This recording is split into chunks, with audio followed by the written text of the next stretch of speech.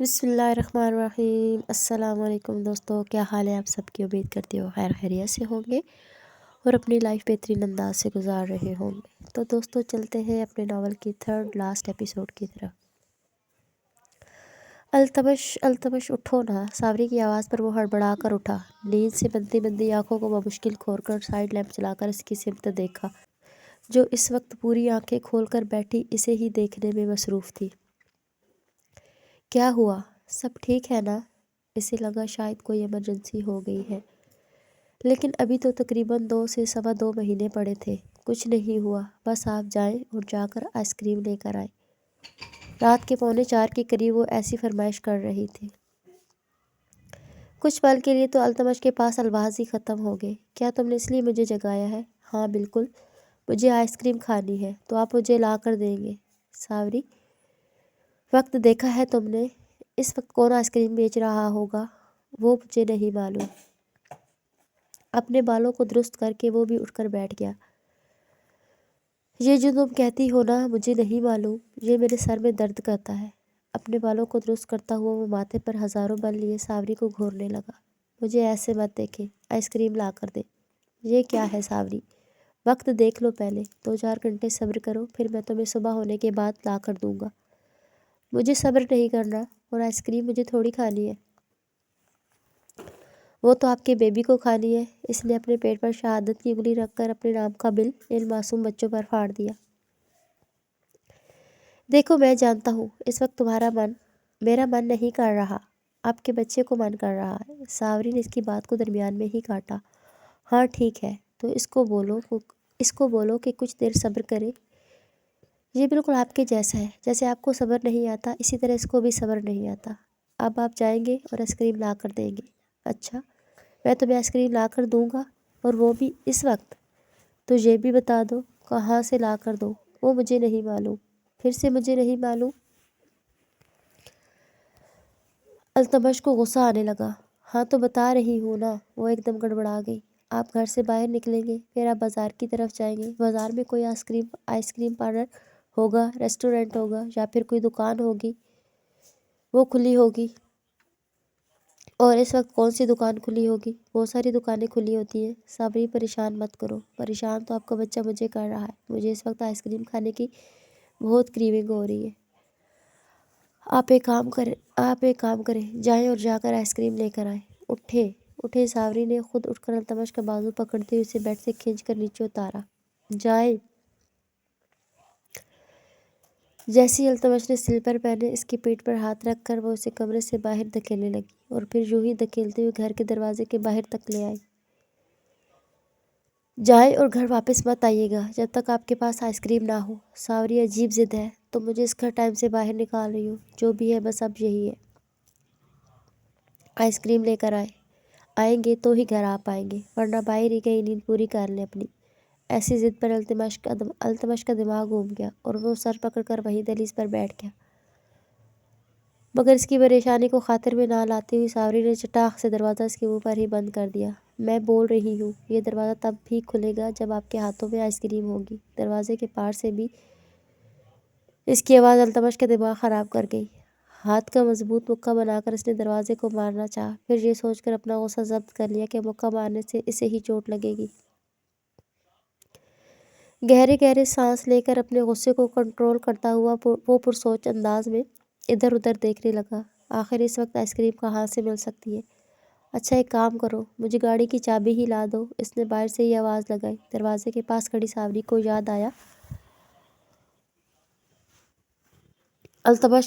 التمش کو گھر سے باہر دھکیلتی ہوئی گاڑی کی چابی تو اٹھانا بھول ہی گئی۔ ہاں میں لا کر دیتی ہوں۔ چند منٹوں بعد اس نے چابی دروازے کی نیچے سے آگے کھسکا دی۔ یہ لیں، دروازہ نہیں کھلے گا۔ چابی لے کر چلے جائیں اور واپس۔ وہ اور بھی کچھ بولنا چاہتی تھی، مگر التمش کا غصہ ابل کر باہر آ گیا۔ ہاں جانتا ہوں، تب تک واپس نہیں آ سکتا جب تک میرے ہاتھ میں آئس کریم نہ ہو۔ ہاں بالکل، کتنا سمجھدار شوہر ملا ہے مجھے۔ وہ خوشی سے چہک اٹھی، اور وہ دانت کچکچاتے ہوئے گاڑی کی طرف چلا گیا۔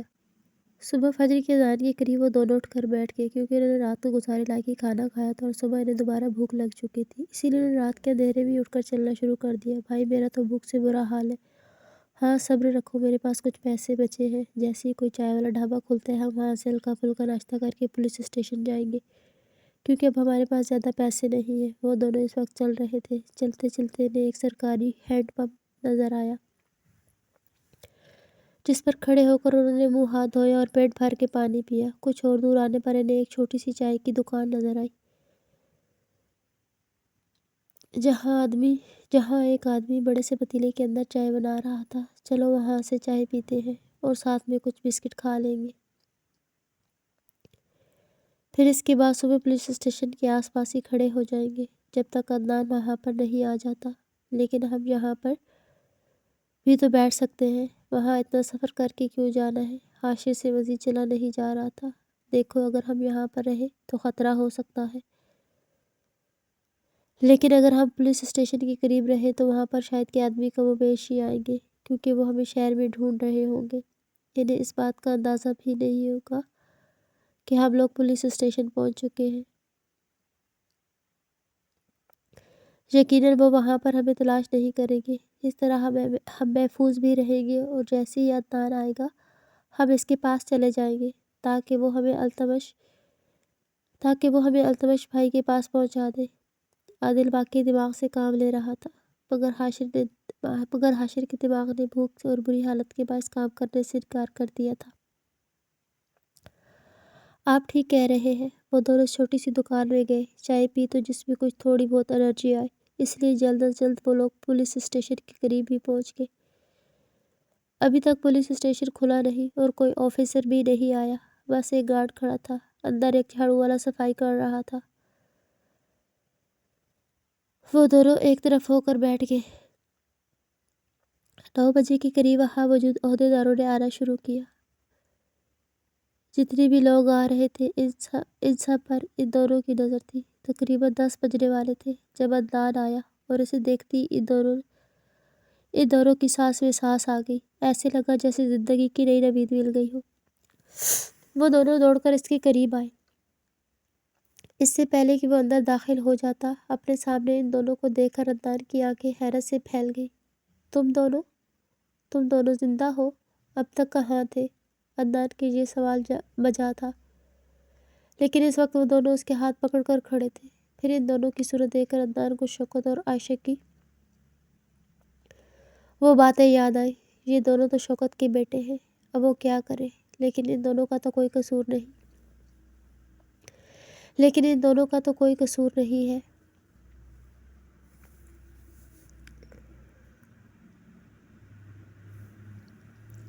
نہ ہی یہ بلوچ خاندان کے کسی گناہ میں شامل تھے۔ ہمیں التمش بھائی کے پاس جانا ہے۔ عادل نے اپنا مدعا اس کے سامنے رکھا۔ التمش کے پاس؟ ہاں ہمیں ان سے ملنا ہے۔ ٹھیک ہے، میں تم دونوں کو ان کے پاس لے جاؤں گا۔ تم دونوں ایک کام کرو، اس گاڑی میں جا کر بیٹھو، میں اندر جا کر خبر دے کر آتا ہوں اور پھر دیکھتے ہیں۔ انہیں گاڑی میں بٹھا کر خود اندر گیا اور کچھ ضروری اطلاع دینے کے بعد ان کے پاس آ گیا۔ چلو چلتے ہیں۔ گاڑی میں بیٹھنے کے بعد گاڑی انجان راستوں پر رواں دواں تھی، لیکن ان دونوں کے دل میں سکون تھا کہ اب وہ التمش کے پاس پہنچ جائیں گے۔ اور پھر واقعی آدھے گھنٹے کی مسافت کے بعد وہ دونوں ایک گھر کے سامنے کھڑے تھے جو کافی خوبصورت تھا۔ باہر بہت سارے پودوں سے سجاوٹ کی گئی تھی۔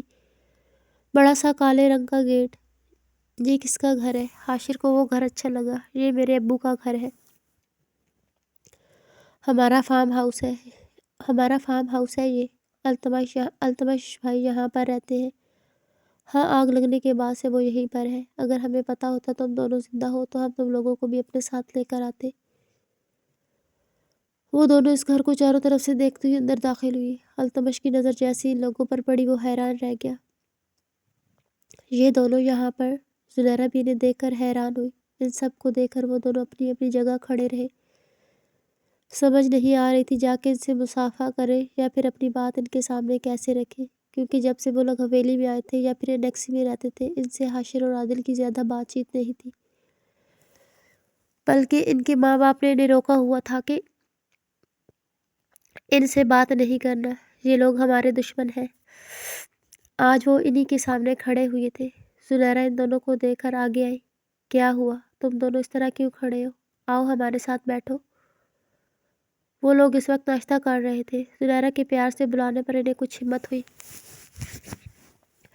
التمش نے بھی آگے بڑھ کر انہیں اپنے ساتھ لگاتے ہوئے لا کر ڈائننگ ٹیبل پر بٹھایا۔ ہمیں آپ سے بات کرنی ہے۔ عادل نے بنا کوئی نوالہ لگائے التمش کی طرف دیکھا۔ بات بعد میں کریں گے، پہلے تم لوگ بھر پیٹ کھانا کھا لو۔ ان کے چہرے سے ہی وقت کی خستہ حالی چھلک رہی تھی۔ چند دنوں میں ہی ان کا چہرہ کس قدر مرجھا گیا تھا۔ کتنے دنوں بعد ان دونوں کے سامنے اچھا کھانا رکھا گیا تھا، جنہیں دیکھ کر انہوں نے بھر پیٹ کھایا اور ان کھانے کی رفتار کو دیکھ کر وہاں موجود سبھی لوگ سمجھ گئے انہیں بے انتہا بھوک لگی ہوئی ہے۔ کھانے سے فارغ ہونے کے بعد التمش انہیں لے کر ایک کمرے میں آ گیا۔ عدنان بھی اس کے ساتھ ہی موجود تھا اور احمد بھی کچھ دیر بعد ان سب میں آ کر شامل ہو گیا۔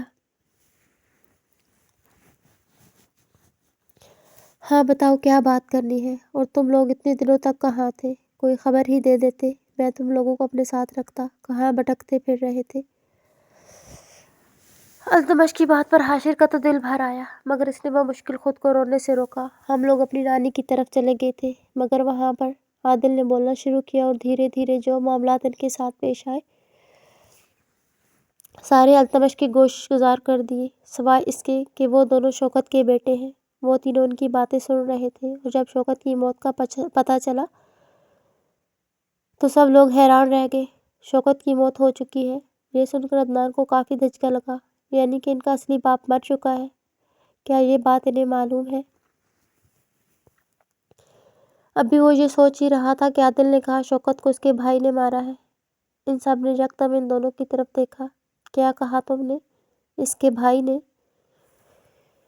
شوکت کا کوئی بھائی بھی ہے؟ ان میں سے کسی کو آج تک یہ معلوم ہی نہیں تھا، بس انہیں یہ معلوم تھا شوکت نے آگ لگائی ہے، لیکن وہ کس کے کہنے پر لگائی ہے یہ نہیں معلوم۔ التمش کو تھوڑا شک تھا۔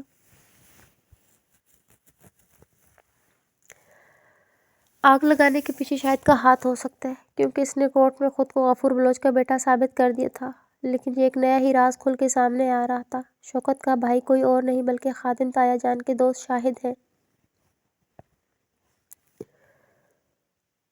اور وہ بھی ہمارے تایا ہی ہیں۔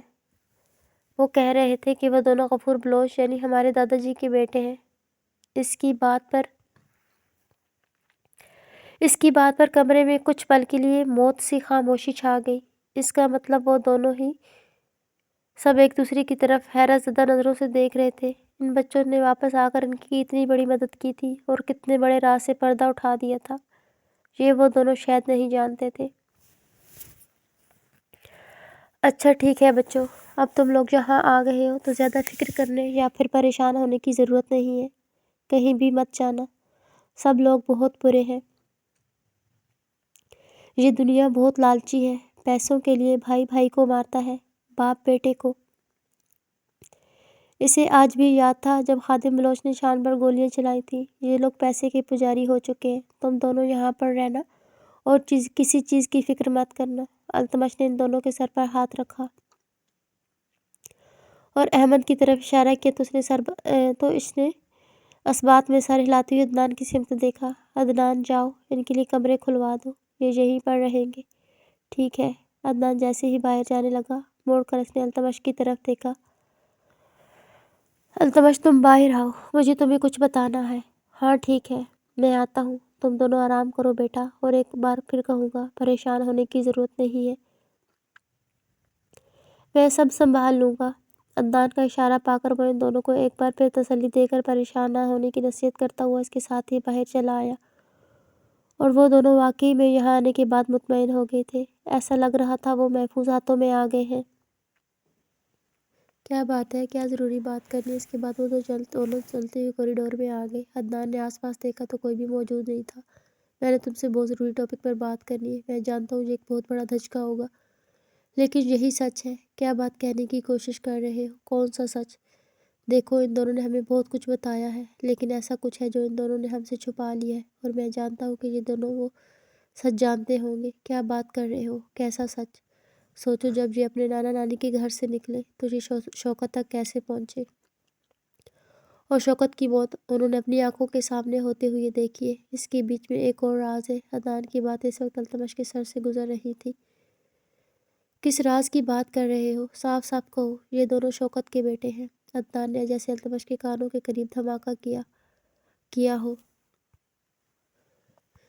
تم جانتے بھی ہو کیا بول رہے ہو؟ ہاں میں جانتا ہوں، لیکن میں تمہیں اسی دن بتا دینا چاہتا تھا جب آگ لگی تھی۔ میں شوکت کو گرفتار کرنے کے لیے اس کے پیچھے پیچھے بھاگ رہا تھا۔ تب وہ بیسمنٹ میں گیا اور وہاں پر ایک تہہ خانہ تھا جس کے اندر عائشہ قید تھی۔ نہ جانے کیسے آگ عائشہ تک پہنچ گئی، ورنہ شوکت اسے بچانے کے لیے گیا تھا۔ ان دونوں کی باتوں سے مجھے پتہ چلا کہ یہ دونوں شوکت کے بیٹے ہیں۔ لیکن ایسا کیسے ہو سکتا ہے؟ عائشہ تو خالد بلوچ کی بیوی تھی۔ یہ خالد بلوچ کے بچے ہو ہی نہیں سکتے، کیونکہ اس دن وہ دونوں کہہ رہے تھے کہ خالد بلوچ کبھی باپ ہی نہیں بن سکتا۔ تم جانتے بھی ہو تم کیا کہہ رہے ہو؟ مجھے تو اس بات پر یقین ہی نہیں آ رہا۔ میں جانتا ہوں اس بات پر یقین کرنا بہت مشکل ہے، لیکن یہی سچ ہے، اور مجھے لگتا ہے یہ دونوں اس سچ سے آگاہ ہو چکے ہیں، لیکن بس شرمندہ ہونے کی وجہ سے یا پھر اس وجہ سے یہ لوگ نہیں بتا رہے کہ شاید ہم لوگ یقین نہ کریں اور انہیں خود سے دور کر دیں۔ نہیں، خود سے دور کرنے کی تو کوئی بات نہیں ہے، اس میں ان دونوں کا تو کوئی قصور نہیں ہے، لیکن کانوں کو یقین ہی نہیں آ رہا۔ آخر وہ ایسے سچ پر کیسے یقین کر لے؟ اچھا ٹھیک ہے، جو سچ آج پتہ چلا ہے اور اس معاملے کے بارے میں جو تم نے مجھے بتایا ہے، میں چھان بین کرنے کی کوشش کرتا ہوں اور پتہ کرتا ہوں کہ شاید کیا کرنے کی کوشش کر رہا ہے۔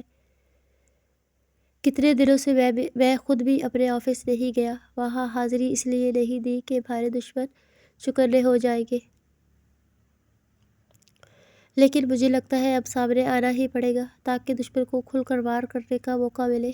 وہ دونوں کچھ دیر اور ایک دوسرے کے ساتھ اس معاملے کو ڈسکس کرنے کے بعد اپنے تیار کردہ پلان پر عمل کرنے کے لیے نکل پڑے۔ جیسے ہی وہ اپنے کمرے میں آیا،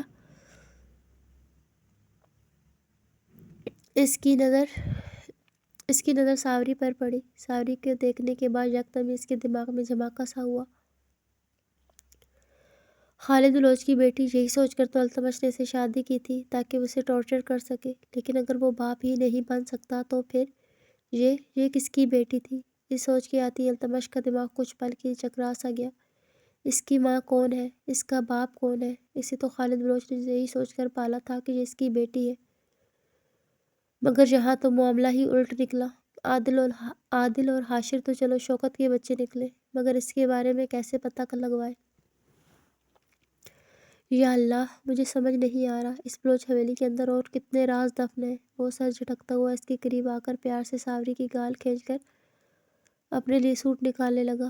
آپ میرے گالوں کے دشمن ہیں؟ ہاں، کیونکہ تمہارے گال موٹے موٹے ہوتے جا رہے ہیں۔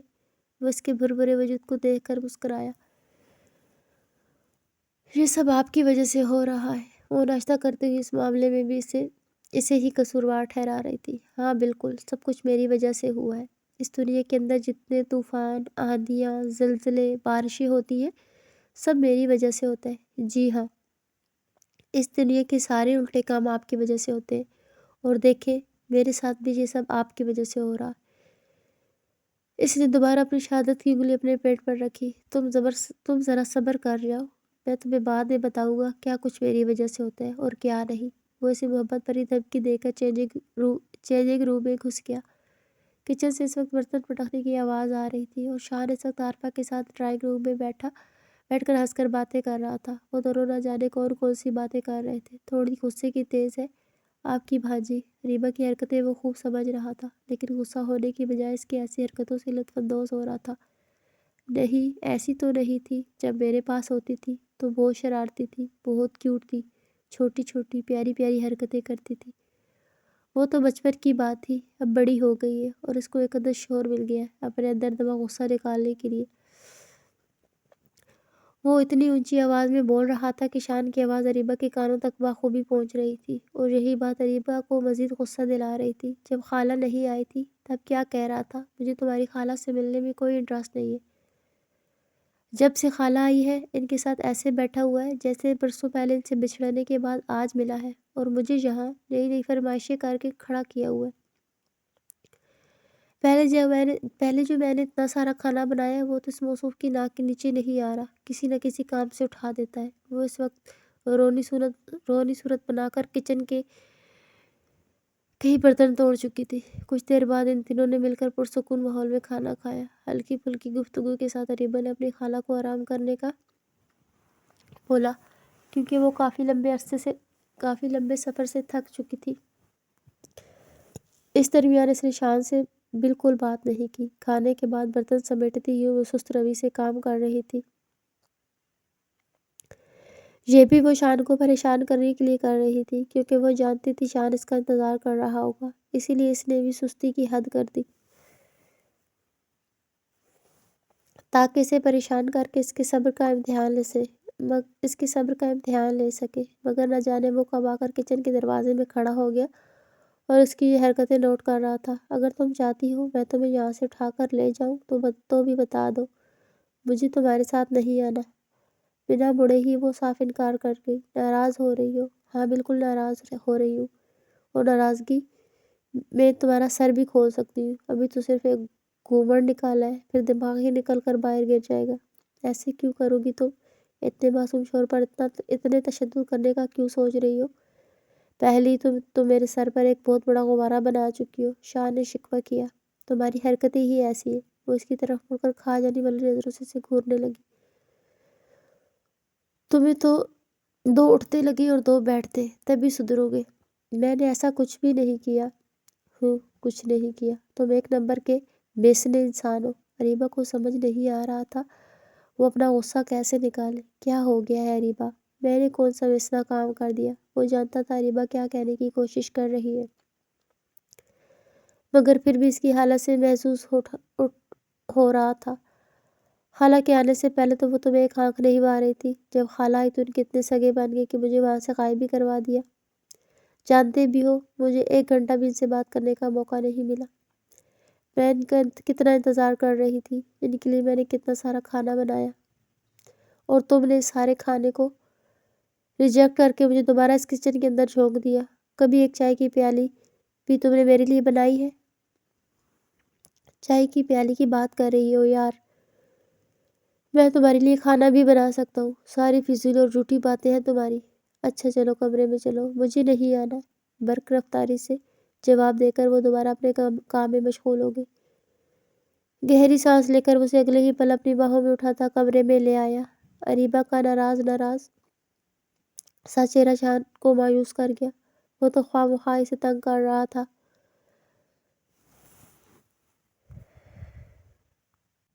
کیونکہ اریبہ نے اس کے سر میں فرائی پین دے مارا تھا، مگر وہ اس طرح ناراض ہو جائے گی یہ تو سوچا ہی نہیں تھا۔ اچھا دیکھو، اب ناراضگی ختم کرتے ہیں۔ تم نے میرا ماتھا سجا دیا اور میں نے تمہاری خالہ کا سگا بن کے تم سے بدلہ لے لیا۔ اب کل سے سب نارمل ہو جائے گا۔ تم اپنی خالہ کے ساتھ جی بھر کر باتیں کر سکتی ہو، میں بیچ میں نہیں آؤں گا اور نہ ہی تمہیں کچن میں جھونکوں گا۔ مجھے تمہاری کوئی بات نہیں سننی۔ وہ پاؤں سمیٹ کر گھٹنوں کے گرد بازو باندھ کر اپنے سر جھکا کر بیٹھ گئی۔ اچھا ایسے نہیں کرو نا، میں سوری بول رہا ہوں، ادھر دیکھو۔ شان نے اپنے دونوں کان پکڑ لیے، مگر وہ ناراضگی سے منہ پھلائے بیٹھی رہی تو شان نے اس کے چہرے کو دونوں ہاتھوں کے پیالوں میں بھر کر اس کے گالوں کو لبوں سے چھوا۔ اب معاف کر دو۔ مگر اریبہ کی ناراضگی میں کوئی فرق نہیں آیا تو وہ جا بجا اس کے چہرے پر اپنے ہونٹوں کا لمس چھوڑتا ہوا اسے منانے کی بھرپور کوشش کرنے لگا۔ اریبہ کے چہرے کا ایسا کوئی حصہ نہیں بچا جہاں شان نے اپنے ہونٹوں کی چھاپ نہ چھوڑی ہو، اور پھر جا بجا ہر جگہ اپنی محبت کی مہر ثبت کرتا وہ ہونٹوں پہ پے در پے بوسے دینے لگا۔ کتنی ہی دیر وہ اس کے ہونٹوں کو چھو چھو کر اسے مناتا رہا۔ آخرکار اریبہ کو اپنی ناراضگی بھلا کر چہرے پر مسکراہٹ سجانی پڑی۔ ٹھیک ہے، پیچھے ہٹ جاؤ اور کل میرے یا میری خالہ کے درمیان نہیں آنا۔ نہیں آؤں گا، لیکن اس وقت تمہاری خالہ ہمارے درمیان آ رہی ہے، میں اپنی خالہ کے خلاف کچھ بھی نہیں سنوں گی۔ وہ دوبارہ منہ پھلانے لگی تو شان یکدم اس کے ہونٹوں پر جھک کر اس کی سانسوں کو اپنی سانسوں میں الجھاتا ہوا ان خوبصورت ہونٹوں کا جام پینے لگا۔ کچھ دیر بعد وہ پیچھے ہٹا تو اریبہ کی سانسیں اتھل پتھل ہو چکی تھی۔ بہت برے ہو تم۔ اپنی ہونٹوں پر آئی نمی کو صاف کرتی ہوئے وہ شان کو سخت گھوری سے نوازنے لگی، مگر وہ تو ریبا کے گھٹنوں پر ہاتھ رکھ کر دھیرے دھیرے نیچے کی طرف سرکاتا ہوا اس کے ٹراؤزر کو کھول رہا تھا۔ شان ریبا نے اس کے ہاتھ کو پکڑ کر روکنا چاہا، مگر شان نے تیزی سے اس کے ہونٹوں کو ایک بار پھر اپنے ہونٹوں میں دباتے ہوئے منٹوں میں اس کے ٹراؤزر کو وجود سے جدا کر کے ریبا کی شرٹ کو بھی الگ کر دیا۔ پھر اس کے نازک وجود کو باہوں میں بھر کر اپنے ساتھ بیڈ پر لٹا کر اپنے نیچے کر لیا اور خود دونوں پر چادر برابر کرتا ہوا اس کے وجود پر اپنی شدت نچھاور کرتے ہوئے ریبا کے وجود میں داخل ہوتا اسے پوری کیا تم لوگ اس عورت تک پہنچ چکے ہو؟ شاید کے آدمی اس وقت اس عورت کے پاس کھڑے ہوئے تھے جسے وہ لوگ زنیرہ سمجھ رہے تھے۔ پتہ نہیں وہ زنیرہ تھی یا نہیں، مگر جیسا حلیہ شاہد نے بتایا تھا یہ عورت اس پر پورا اترتی تھی۔ ہاں، ہم لوگ اس عورت تک پہنچ چکے ہیں اور اس وقت وہ بازار میں سبزی لے رہی ہے۔ شاہد کو اپنے کانوں پر یقین نہیں آیا۔ اسے معلوم تھا کہ زنیرہ نے احمد سے شادی کر لی، مگر کیا احمد اسے بازار میں سبزی لینے کے لیے بھیجا ہوگا؟ کچھ پل وہ اس بات کی یقین دہانی خود کو ہی کرواتا رہا۔ ہاں، ویسے ہو بھی سکتا ہے۔ بلوچ حویلی سے نکلنے کے بعد یقیناً اس کے اوپر بہت زیادہ غربت چھا گئی ہوگی، اسی وجہ سے خود ڈیوٹی کرنے چلا گیا ہوگا اور بیوی کو سبزی خود خریدنی پڑ رہی ہوگی۔ اپنی ہی سوچ پر وہ مسکراتا ہوا ان لوگوں کو وہیں رکنے کا بول کر خود اس جگہ پہنچ گیا، مگر سامنے موجود عورت کو دیکھ کر اس کا دل چاہا اپنا سر پیٹ لے۔ اس نے کھا جانے والی نظروں سے اپنے آدمیوں کی طرف دیکھا۔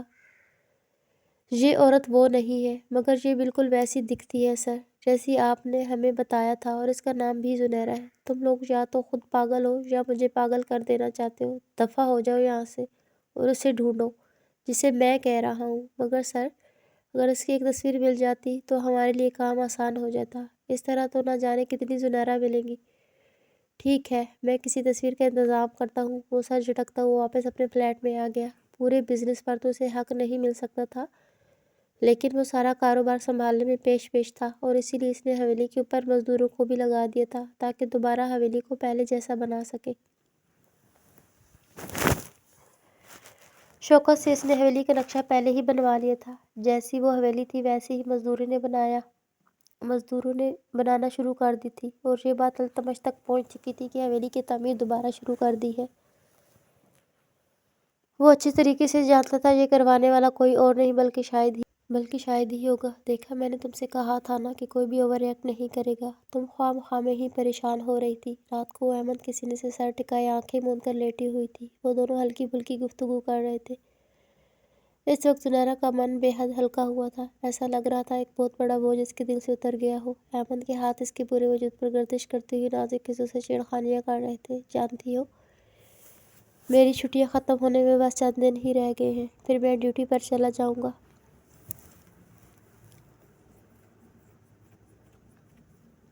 میں بھی تمہارے ساتھ جاؤں گی۔ زنیرہ نے سر اٹھا کر اس کی سمت دیکھا۔ ہاں بالکل، تمہارے بغیر تو میرا گزارا ہی نہیں ہے۔ اگر تمہیں ایک پل نہ دیکھوں تو ایسا لگتا ہے جیسے زندہ ہی نہیں رہ پاؤں گا۔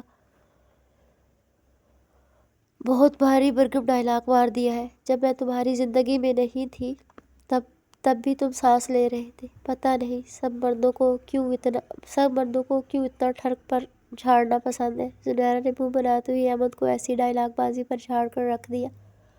ہم اتنا ٹھڑک پن جھاڑتے ہیں تبھی تو تم لڑکیاں اتنی خوبصورت رہتی ہو۔ کیا مطلب ہے؟ ہماری خوبصورتی کا راز یہ ٹھڑک پن ہے؟ اصل میں عورت کی خوبصورتی کا راز مرد کی گئی تعریفیں ہوتی ہیں۔ اگر میں تعریف نہیں کروں گا تو تمہارا یہ خوبصورت سا چہرہ مرجھا جائے گا۔ سوچ ہے تمہاری۔ جب تم میری زندگی میں نہیں تھے تب بھی میں بہت خوبصورت تھی۔ زنیرہ نے اسے مزید الٹی سیدھی گفتگو سے باز رکھا۔ ہاں، مان لیا تم خوبصورت تھی، لیکن باقی بھی تمام لڑکیاں تم سب مردوں کی تعریفوں کی محتاج نہیں ہیں۔ ہمیں اپنا خیال رکھنا خوب آتا ہے، اور خود کو بنانا سنوارنا بھی، اس لیے اپنا یہ ٹھڑک پن، اپنی تعریفیں اپنے پاس رکھیں۔ احمد کی بات کو درمیان میں ہی کاٹ کر زنیرہ نے ایک بار پھر اسے صحیح سنا دی۔ کیا تم میرا ذرا سا دل نہیں رکھ سکتی تھی؟ احمد نے منہ پھلا لیا۔ بچوں کی طرح منہ پھلانا بند کر دیں، اب آپ کے اپنے بچے ہونے والے ہیں۔ زنیرہ نے اسے مزید الٹا سیدھا بولنے سے روکا تو احمد نے اس کا سر تکیے پر رکھ کر خود کو اس کے اوپر خود اس کے اوپر آ گیا۔ ایسے تو تمہاری بولتی بند نہیں ہونے والی، مجھے ہی کچھ کرنا پڑے گا۔ وہ اس کے ہونٹوں پہ جھکا اور پھر اپنی منمانی شروع کر دی۔ احمد کے اس اقدام پر واقعی اس وقت وہ بلوچ حویلی کے باہر کھڑا ہوا تھا، جو کہ تقریباً 2.25 مہینے کے اندر پہلی والی حالت میں آ گئی تھی، اور اب یہ حویلی پہلے سے زیادہ خوبصورت لگ رہی تھی۔ پہلے تو وقت نے اس کی شان و شوکت کو بہت مدھم کر دیا تھا، لیکن اب جب کہ وہ ایک نئے روپ میں دوبارہ تعمیر کی گئی تھی تو اس کی شان و شوکت ہی سب سے علیحدہ تھی۔ بس اب اس حویلی کے اندر میرا راج ہوگا۔ اس کو اچھی طرح مضبوطی سے باندھنا۔ ایک بہت بڑا جھومر اس نے ہال کے اوپر لگوایا تھا۔ جب وہ بہت چھوٹا تھا تو بالکل ایسا ہی جھومر حویلی کے ہال میں لگا ہوا تھا، جس کی چمک دمک ہی نرالی تھی۔ پھر نہ جانے وقت گزرنے کے بعد وہ جھومر کہاں چلا گیا۔ شاید وہ اتروا دیا تھا، مگر شاید یہ حویلی بالکل ویسے ہی چاہتا تھا جیسے اس کے بچپن میں تھی، اور شاید کو یہ جھومر بہت پسند تھا، اسی لیے اس نے اپنی فرمائش کے مطابق جھومر تیار کروایا، اور اب یہ جھومر اسی جگہ لگنے جا رہا تھا۔ یہ حویلی میری ہو گئی ہے۔ اب دیکھنا میں کیسے اس التمش کو ختم کرتا ہوں۔ جب وہ ختم ہو جائے گا تو میرے راستے میں کوئی کانٹا نہیں رہے گا۔ میں نے آج تک اسے اسی لیے نہیں مارا تاکہ وہ اپنی آنکھوں سے اس حویلی کو دوبارہ تعمیر ہوتے ہوئے اور مجھے اس پر راج کرتے ہوئے دیکھے۔ اب میں اسے اس حویلی میں بلاؤں گا اور یہیں پر اس کی قبر بناؤں گا۔ اس نے باہر موجود سین کی طرف دیکھا، جس میں خوبصورت پودے لگے ہوئے تھے، مگر ایک جگہ کھدائی کی گئی تھی۔ اس جگہ کو دیکھ کر شاہد کے چہرے پر شیطانی مسکراہٹ آ ٹھہری۔ اس نے سوچ لیا تھا وہ التمش کو یہاں بلائے گا، پھر اس کے بعد اسے مار کر اس گڑھے میں دفنا دے گا، کیونکہ یہ گڑھا ایک قبر نما تھا۔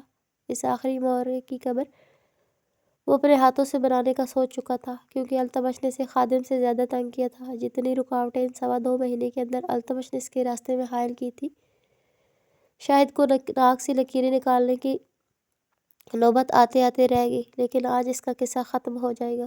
اسی لیے اس نے التمش کو فون کر کے واپس حویلی بلایا، اور التمش نے آنے کی حامی بھی بھر دی۔ اب سب کچھ تیرا، اور اس کے بعد سب میرا۔ التمش بیٹا کہاں جا رہے ہو؟ وہ دروازے سے باہر نکلنے ہی لگا تھا کہ سنیرا کی پکار پر اسے پلٹنا پڑا۔ کہیں نہیں ماں، بس ایک چھوٹا سا کام ہے، اسے نپٹا کر آتا ہوں۔ اچھا تمہیں یاد ہے نا، آج ساوری کی ڈیلیوری کا دن ہے، تو تمہیں اسپتال آنا ہے، اسے تمہاری بے حد ضرورت ہوگی۔ یہ اس کے لیے بہت مشکل دور ہے، میں جانتا ہوں ماں، اور وقت پر پہنچ جاؤں گا۔ ٹھیک ہے، جلدی آنا۔ وہ اسے ہدایت دے کر کچن میں آ گئی، مگر جیسے وہ کچن کے اندر داخل ہوئی سارا دودھ ابل کر شیلف پر بکھر چکا تھا۔ دودھ کا یوں گر جانا اچھا شگن تو نہیں ہوتا۔ اس وقت التمش بھی باہر جا رہا تھا۔ سنیرا کے دل کو کسی نے مٹھی میں لے لیا۔ وہ دوڑتی ہوئی باہر دروازے تک آئی۔ التمش رکو، میں تم پر کچھ دعائیں پڑھ کر پھونک دوں۔ وہ اسے پکارتی دروازے پر پہنچی، مگر التمش تو جا چکا تھا۔ سنیرا کے پاس ایک ماں کا دل تھا، اور یہ دل اسے کہہ رہا تھا کہ کچھ بہت برا ہونے والا ہے۔